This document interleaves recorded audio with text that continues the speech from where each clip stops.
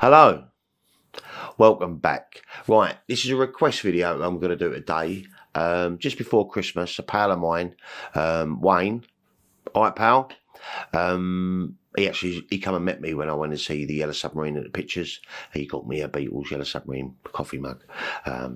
Because my D'Agostini one died. But anyway, another story. Anyway, he's asked me if, is there any chance you can do a review on the Tom Hardy movie Legend? As there don't seem to be many about this film. And I, as a fan of the Krays, this is in my top 20. Many thanks, Wayne. So yesterday was Sunday, and I thought, right, I'm going to sit back, and I watched Tom Hardy's Legend. Really enjoyed it. And while I was in the mood, I thought, let's go right back to 1990, the first ever Kray movie, simply called The Krays. Right, now, before we get started, I am no Kray twin historian, and I'm not really a very good at film critics. I do try it from time to time, but I just put my own views over what I think. But having said that, I've read a few books on the Krays. I've read The Profession of Violence, Our Story, I think that one was written by Fred Dinenage, Born Fighter, that was a good book, and My Story, Ronnie Kray. So I've read a few books on the Krays, and I've visited Whitechapel and the East End many times. Been in the Blind Beggar pub many times, used to go up there a lot with my daughter, been up there with a few pals, had a pint exactly where George Cornell got shot by Ronnie Kray. Been at the site where 178 Valence Road was, which was Fort Valence, or where the Krays used to live. Been to the murder site of it in Evering Road, where Reg Kray killed Jack the Hat. Ate at Polici's Cafe, a local hangout, and also visited all the graves of the Krays, Francis Shay, Violet, and Charlie Kray, all at Chingford Mount. So I've done all that. But this is quite a lot of years ago. I mean, I'm not as into it as I was. I think growing up, I was quite into crime novels, you know, Jack the Ripper, all of that sort of thing, all to do with London. It was quite interesting to me. Not so much now. Oh, another thing I did, I actually went and met Mad Frank Fraser. Had a day out with Frank, with a couple of pals down in London. That was really interesting. Obviously, God rest his soul. But before I get started, there are two other Kray films that I haven't seen, and that is The Rise of the Krays, 2015. I think these are low budget ones, and The Fall of the Krays, 2016. So I can't make no comments on them. But let's start off with The Krays, 1990. And this was directed by Peter Medak. And obviously it stars Gary Kemp as Ron Kray, Martin Kemp as Reggie Kray, the excellent Billy Whitelaw as Violet Kray, Susan Fleetwood as Aunt Rose. You've got Kate Hardy, who plays Francis Shay, and she was also in the brilliant Neil Jordan film, Mona Lisa. Excellent film, loved that one. You got Tom Bell, who played Jack the Hat McVitie, and he was brilliant. I thought he was superb in the role. And of course, Stephen Burkoff as George Cornell. Now, Stephen Burkoff to me is a legend. He's worked with Stanley Kubrick, not once, twice.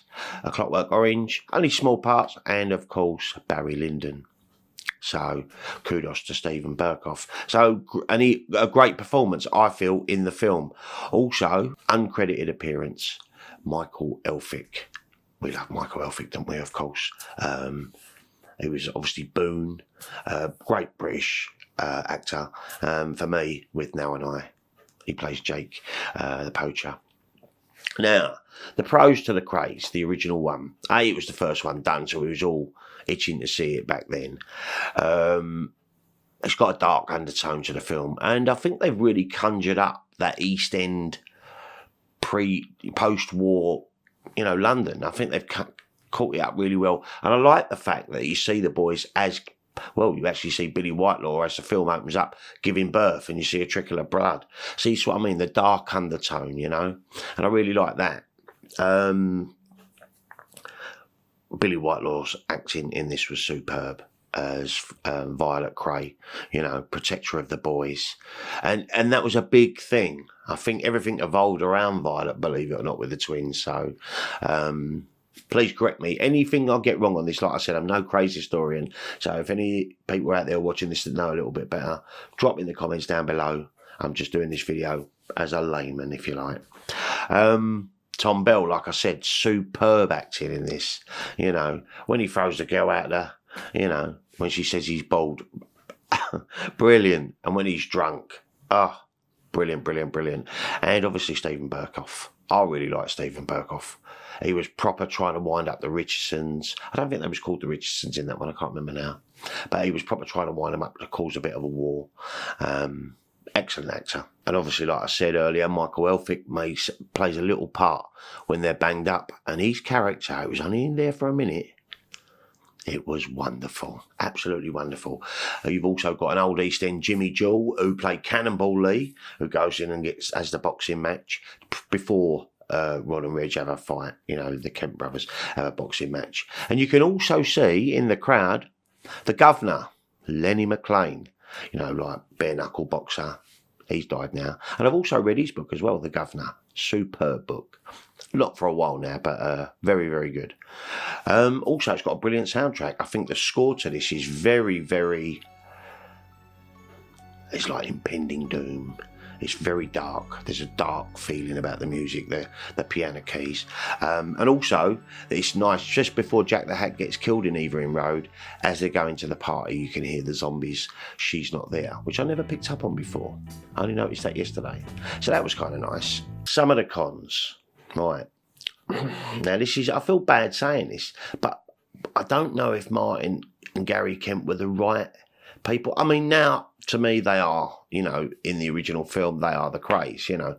But I don't know if the casting choice was perfect, because I'd always associated them to Spandau Ballet, you know. So, but like I said, watching it yesterday, they did a pretty good job. I would like to have seen someone like Ray Winston played a part, you know, someone a bit more geese, a little bit more cockney. You know, they talk a little bit clean. I mean, when you compare it to the Tom Hardy legend, I think Hardy's got the dialogue down really, really well, you know, the East End spiel. Another bugbear from the original Krays, there was no talk about Mad Frank Mitchell, who they broke out of jail and eventually killed. You know, there's no mention or talk of that. And some of the timeline's a bit weird. But on the whole, I really, really liked the original Krays, and I'll give that an 8 out of 10. And now we get on to Legend 2015.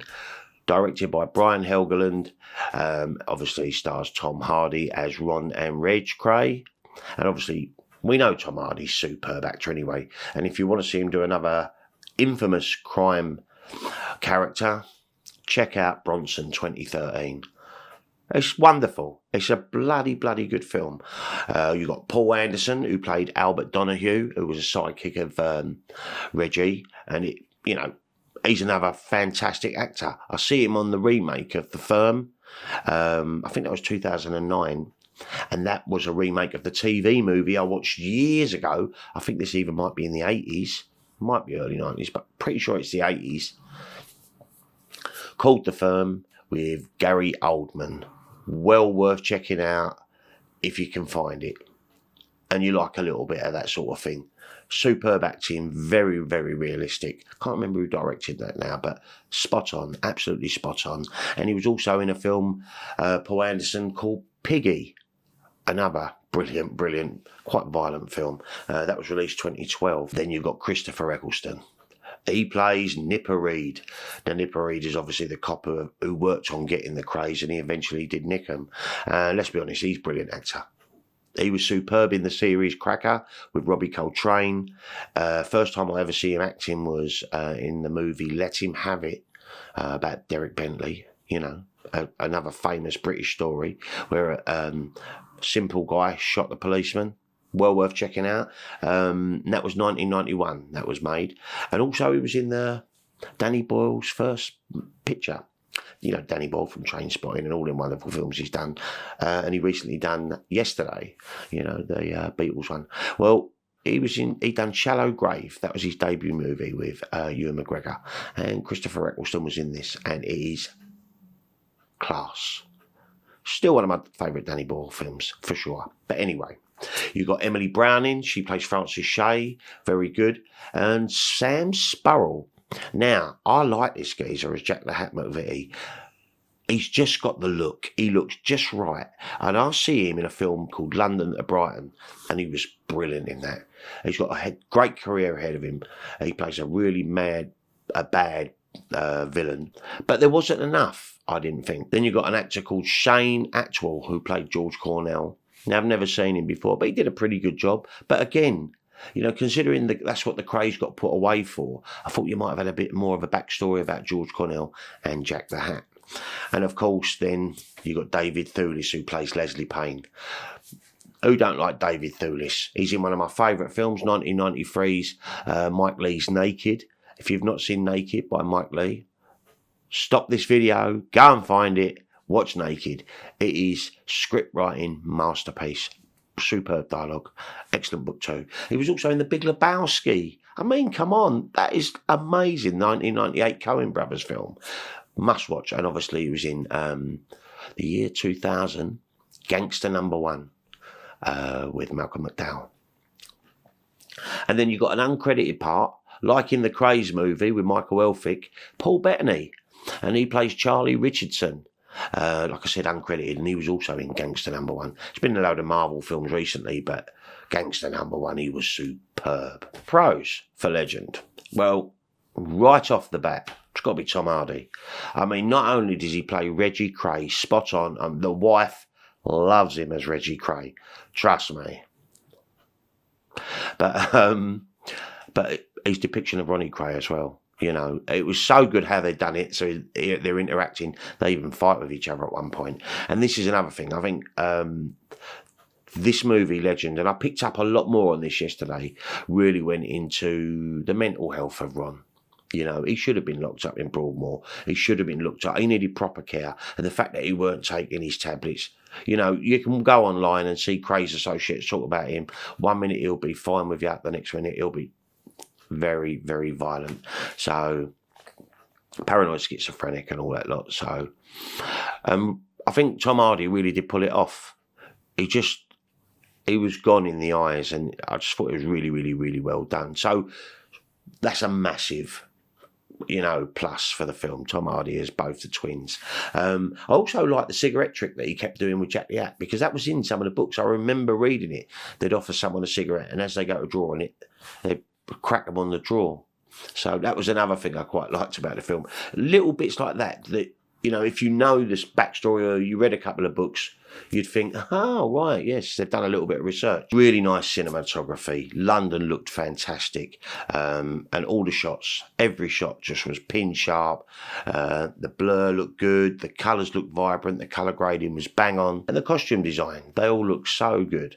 They look really, really good. And there was an excellent soundtrack by Carter Burwell too. Lovely score. And you've got some classic songs as well. You've got Booker T and the MGs, Green Onions. There was also I Am the Face by the High Numbers, obviously The Who. There was The Small Faces, Ronnie Scott, all on the soundtrack. Yardbirds, Smokey Robinson and Herman Hermits, to name just a few. There was loads throughout the whole film, and it really did set the tone for that era, you know. Maybe it would have been nice to have a couple of Beatles, but there you go. And the story was really quite nice, you know. But the cons, for me, there was a bit too much romancy stuff. I know, obviously, you know, Reggie's wedding to Frances was, you know, it was like newspaper worthy. It was quite a big thing. And I get that. And I know, understand, obviously it's nice to see it from Frances' point of view, because let's be honest, it got too much for her and the poor little girl killed herself, which is obviously a tragedy. But it was just a little bit too lovey for my liking, but hey-ho. And for me, it would have been really cool as Ronnie Kray entered into The Blind Beggar to Kill George Cornell if they'd have played the Walker Brothers, The Sun Ain't Gonna Shine Anymore, because apparently that was actually playing on the radio or on the jukebox when Ronnie walked in. Real life, because apparently he actually thought, well, it ain't going to shine for someone as he was walking through the door. Little bit of trivia there. Most of you probably knew that anyway. No Charlie Kray either. Not even a mention of Charlie. You know, he was the other brother. You know, obviously everyone understands the twins, and not everyone probably don't remember Charlie, but he was the third brother. There's no getting away from it, the older brother. And I would also say there could have been a bit more, like I said earlier, on George Cornell. You know, he worked for the Richardsons. You know, he was a tough guy. I think, you know, Ronnie Kray might have come unstuck with a straightener with that one, because he was a proper big, burly bloke. And also, again, Jack the Hat, you know, he was a petty thief, a pill popper back then. You know, just a little bit more of why they would end up killing them. And also Violet Kray. Even though I didn't want it too girly, you know, too much romance, but Violet was like a massive pillar in the boys' lives. So I would like to have seen a bit more. You do see a bit, you know, but not in my opinion. But then again, am I comparing it to the Krays film of 1990 and Billy Whitelaw? Maybe. But on the whole, really, really enjoyed it. This is my third watch of the film. See it once at the cinema when it first came out on Blu-ray, and yesterday. And I will watch it again. I will definitely watch it again. I think I enjoyed it more yesterday than the previous 2 times. So I'm going to give Legend 9 out of 10. Could have been a 10 out of 10 for this sort of genre, but like I said, I feel that they could have added a few more bits, took a few bits out. It's just, but then again, it's subjective. Wayne, you obviously love the movie, mate, and it's in your top 20, and I really did enjoy it yesterday. And like I said, I will watch it again. But anyway, there you go. That's my thoughts on it. Great film, great films, if you're into that sort of genre, that crime sort of stuff.